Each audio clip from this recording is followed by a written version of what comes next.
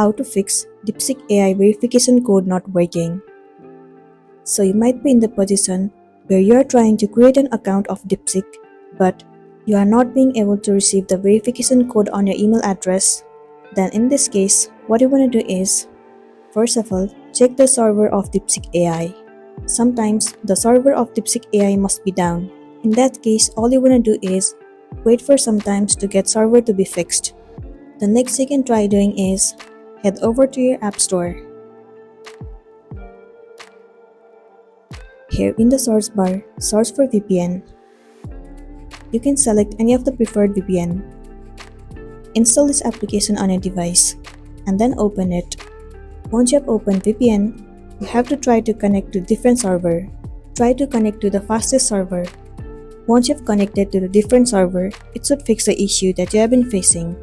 Still, if it is not working for you, then what you want to do is, you have to try changing your email address. You have to choose your active email address and then try creating an account from it. You must receive the verification code.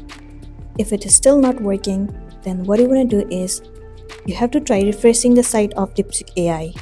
It should fix the issue that you have been facing. After that, you will be good to go.